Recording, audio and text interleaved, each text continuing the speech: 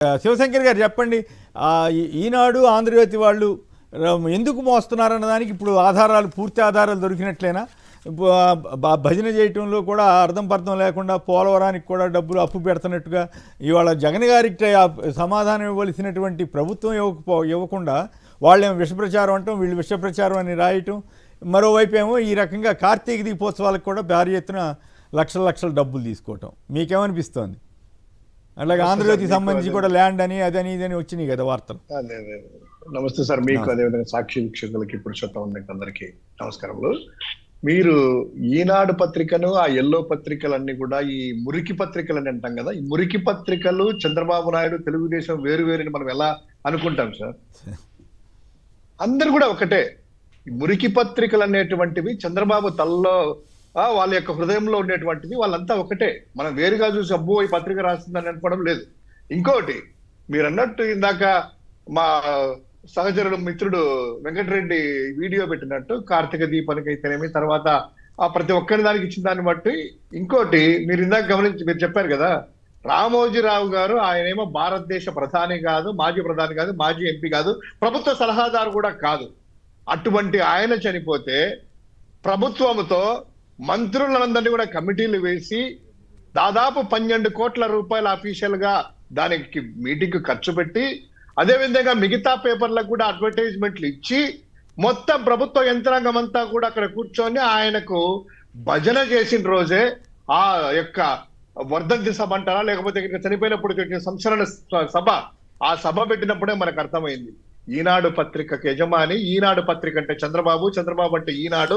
వీళ్ళ యొక్క బాధలు, వీళ్ళ యొక్క అన్ని కూడా కప్పు పెడుతూ బయటికి జనాలను మోసం చేసేటువంటి ఆ పత్రిక యజమాని చనిపోతే ఇంత చేయడం అంటే దాన్ని బట్టి అర్థం చేసుకోవాలి సింపుల్ గా.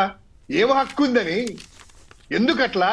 నీకు ప్రేమ ఉంటే కనుక మీ సొంత ఖర్చులతో, మీ హెరిటేజ్ దాంట్లో ఖర్చు పెట్టుకో, లేకపోతే కనుక మీ ఇంట్లో పెట్టుకో, వాళ్ళ యొక్క స్టూడియోలో పెట్టుకోండి.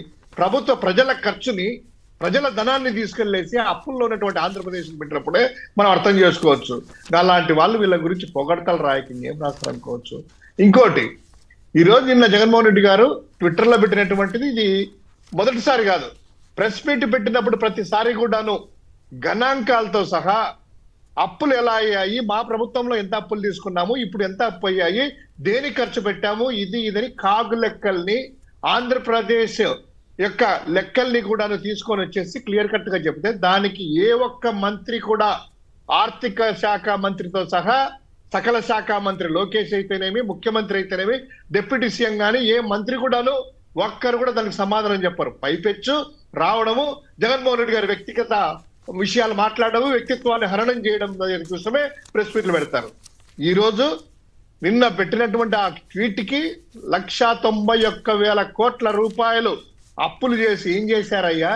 జీడిపి ఎంత ఉంది, జిఎస్డిపి ఎంత ఉంది, కేంద్రం ఎంత ఉంది, గ్రోత్ రేటు మంది ఎంత ఉందని గణాంకాలతో సహా power point presentation slides public domain లో పెట్టి నిన్న మాట్లాడితే ఏ ఒక్కరు కూడాను ఐటీడీపీ దగ్గర నుంచి ఏ ఒక్కరు సమాధానం చెప్పలేక దానికి ఉంటే, ఈ రోజు ఈ యొక్క మురికి పత్రిక ఒకటి తీసుకొని వచ్చింది పెట్టి, ఏంటంట, నాడు అరాచకం అంట, నేడు అభివృద్ధి అంట. సరే అబ్బో బానే ఉంది, అరాచకం ఏదో చూద్దాం, అభివృద్ధి ఏదో చూద్దాం, ఏం లెక్కలు ఇచ్చారో. ఈ 191,000 కోట్లకి డివైడ్ చేసేసి పాయింట్ల పరంగా, టాస్కుల పరంగా, దీనికి ఇంత ఖర్చు పెట్టాం, దీనికి ఇంత ఖర్చు పెట్టామని మొత్తం ఒక వైట్ పేపర్ అంటారు కదా, అది రిలీజ్ చేస్తారేమో అని చూసేసి నేను కూడా పత్రిక చూస్తాను మీరు మాట్లాడేటప్పుడు ఇందాక చూస్తే వాళ్ళు ఏం రాశారు, అభివృద్ధిలో తేడా అంట, సంక్షేమంలో తేడా అంట. సరే అభివృద్ధిలో ఏం చేశారో ఆయన చూస్తే గత జగన్ ప్రభుత్వం అప్పులు చేసింది కానీ రోడ్డు కూడా వేయలేదంట, రోడ్డుపై గుంతలు వేయలేదంట, అమరావతిని అటకెక్కించిందంట, పోలవరం ప్రాజెక్టుని గాలికి వదిలేసిందంట. నేడంట చంద్రబాబు ప్రభుత్వంలో అప్పులు చేస్తుంది, ఒప్పుకుంటాను నేను అన్నట్టు ఒప్పుకుంటుంది, అప్పులు చేస్తుంది. అయితే రోడ్లకు మరమ్మతులు చేయించడంతో పాటు రోడ్లు వేయించిందంట. 1,200 కోట్ల రూపాయలు వాళ్ళు రిలీజ్ చేశారు. ఎంత ఖర్చు పెట్టారో ఆ రోడ్ల మరమ్మతులకి, రోడ్లు ఎలా ఉన్నాయో రాష్ట్ర ప్రజలందరికీ తెలుసు. సరే మీరు అన్నట్టు రాష్ట్ర ప్రజలే కాదు, అనేక సార్లు నేను కూడా చూపించాను, అనేక ఊళ్ళ నుంచి మా రోడ్డు బాగోలేదు మర్రు అని. మాజీ మంత్రి మొన్న కిందసారి టీడీపీకి మద్దతు ఇచ్చిన డిఎల్ రవీంద్రారెడ్డి గారు చెప్పారు కదా, ఏమీ రోడ్లు దరిద్రంగా దారిని, ఇంత ఘోరంగా ఉంది పాలన ఆయనే అన్నారు కదా. అసలు వాళ్ళు ఆ రోడ్లు అనేటువంటిది ఎట్లా వేశారంటే కనుక జనాల కోసము, ఆ ఫ్లైయాస్ అదే కాంక్రీట్ వేయడము, ఆ యొక్క గుంతలు జస్ట్ అలా టెంపరీగా పూడ్చడము, బిల్లులు చేసుకోవడము, తర్వాత వర్షం వస్తే అది మళ్ళీ గుంతలు ఏర్పడటం. మళ్ళీ మొత్తం సరే, దానికి పాడైపోయింది. మీరు చెప్పినట్టు 1200 కోట్ల రూపాయలు ఏదో పెట్టారు కదా, 191,000 కోట్లలో 1200 కోట్లు ఎక్కడే? నాట్ ఈవెన్ 1% కదా, నాట్ ఈవెన్ 1%. మీరు ఇంత పెద్ద పతాక స్థాయిలో రాశారా? ఇంకోటి, పోలవరం ప్రాజెక్టులు శరవేగంగా సాగుతుందంట.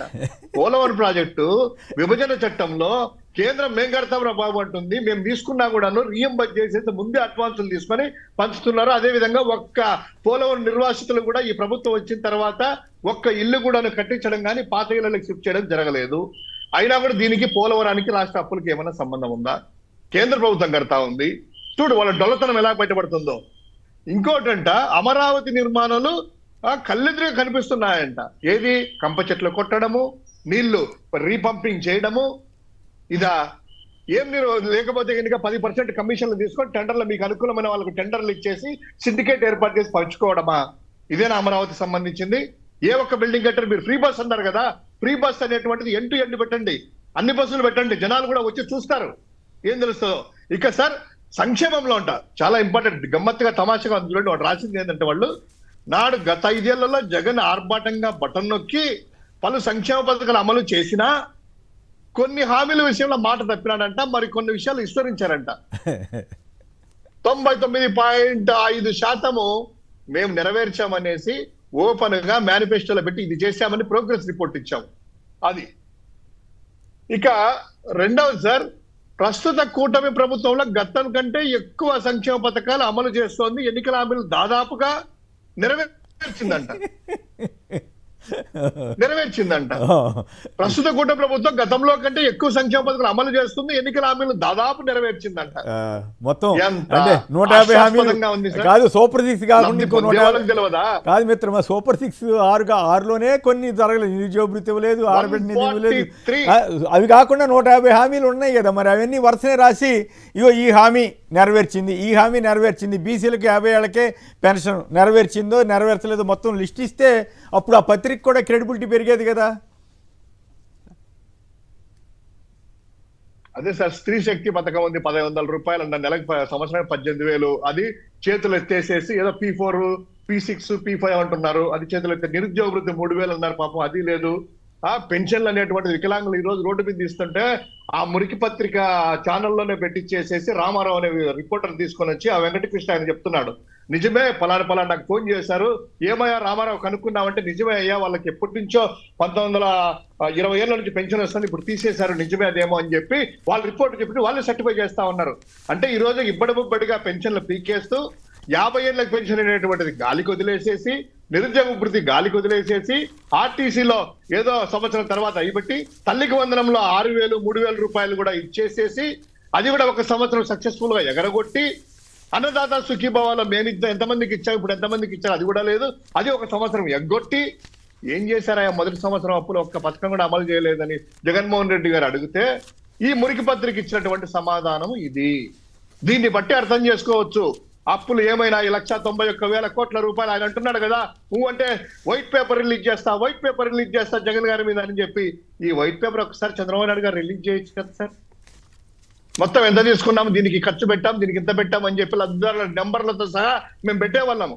ఏదైనా పథకం అమలు చేసేటప్పుడు పేపర్ యాడ్ లో ఎంతమందికి ఇస్తున్నాము, ఎంత ఖర్చు చేస్తాము, ఎంత అప్పు తెచ్చాము అనేటువంటిది విపులీకరంగా పూర్తిగా మేము చెప్పేవాళ్ళం. కానీ ఇప్పుడు అటువంటి పరిస్థితులు లేవు. ఎందుకంటే అది ఏమవుతుందో వాళ్ళకి తెలియదు. రైట్. అంటే పెన్షన్ గురించి మీరు ప్రస్తావించారు. ఇవాళ శ్రీకాకుళంలో పాపం 2 దంపతులు ఈ నోటీసులకే బలవన్మరణం అని కూడా వార్త వచ్చింది. చాలా దురదృష్టకరం కదా. ఎస్ సార్, ఇది చాలా దుర్మార్గమైన సార్. ఆ ప్రజాశక్తిలో కూడా ఇందాక చూశాను, మెయిన్ హెడ్డింగ్ లో పెట్టి ప్రజాశక్తిలో పాపము వాళ్ళకి 42 సంవత్సరాలు 45 సంవత్సరాలు అప్పారావు అని ప్రైవేట్ టీచర్ గా చేస్తా ఉంటే కళ్ళు పోయేసి దాదాపు అంగవైకల్యం వచ్చి ఉద్యోగం మానేసుకొని చెప్పలేక ఇంటి దగ్గర కూర్చొని ఉంటే అప్పుడు పెన్షన్ అనేటువంటిది ఏర్పడితే 80% వరకు దాంట్లో మెడికల్ రిపోర్ట్స్ ప్రకారం ఇంత ఉంది సైట్ అని చెప్పి, అది అక్కడ అంగవైకల్యం పర్సంటేజ్లు ఉంటాయి కదా, వాళ్ళకి ఇచ్చేసి పెన్షన్ గత టైంలో నుంచి వస్తా ఉంది. వాళ్ళ భార్యాభర్తలు దాని మీదనే జీవనం కొనసాగిస్తూ ఉన్నారు. మన నోటీసులు ఇచ్చారట. నోటీసులు ఏమి ఇచ్చారు? మీకు అంగవైకల్యం టెస్ట్ చేసుకుంటూ చేస్తే మీకు 40% ఉంది అంగవైకల్యము, నెక్స్ట్ మంత్ నుంచి మీకు పెన్షన్ రాదు అని. 2 రాత్రులు దానికి సంబంధించినటువంటి ఆత్మహత్య చేసుకుంటే అది చూసేసి పొద్దునేడి ఆ పురుగుల మందు ఆ పిల్ల కూడా వాళ్ళ కూతురు కూడా తాగి ఇక విషాదకరమైన ఘటనలను మనం రాత్రి చూస్తా ఉన్నాం. ఇది ఒక ఉదాహరణ మాత్రమే. అనేక విధంగా రాష్ట్రంలో పాపం వికలాంగులంతా కూడా రోడ్ల మీదకి వచ్చేసేసి అనంతపురం అయితేనేమి, కడప అయితేనేమి పరిస్థితులు ఇదంతా ఉంటే కనుక దాన్ని కూడా అవహేళన చేస్తూ ఏమీ ఇవ్వలేదు, దుష్ప్రచారం అని చంద్రబాబు నాయుడు గారు ఇలా చెప్పుకుంటున్నారంటే వాళ్ళ యొక్క పరిస్థితి చూస్తే సార్, వాళ్ళు పాపం వాళ్ళని అంగవైకల్యం కలిగిన వాళ్ళు, కాళ్ళు లేకుండా ఉండేవాళ్ళు, వాళ్ళు దీని మీదనే ఆధారపడి ఏది లేక, వాళ్ళకి తోడ్పాటు లేక, కుటుంబంలో కూడా ప్రత్యేక తోడ్పాటు లేక వాళ్ళ యొక్క పరిస్థితి అధ్వాన్నమైన పరిస్థితి. ఈ రోజు శ్రీకాకుళం జిల్లా సంబంధించింది ఈ ప్రజాశక్తి కానీ మిగతా పత్రికల్లో కానీ అంటల్లో హెడ్లైన్ చూస్తా ఉంటే కనుక దానికి ఇంకొక పత్రికలో ఇంకో రాశారు, పోలీసులు వెళ్ళేసి ఇది పెన్షన్ కోసం కాదు భార్యాభర్తల కలహం అని చేయండి అని చెప్పి ఏదో చేంజ్ చేసేసి పోలీసులు మేనేజ్ చేస్తున్నారు ఎస్ఎస్సి అనేటువంటి వార్త కూడా మనం చూస్తా ఉన్నాం. అయ్యయ్యో అయ్యయ్యో, కళ్ళెదుట కళ్ళకు నీళ్లు కడతాను.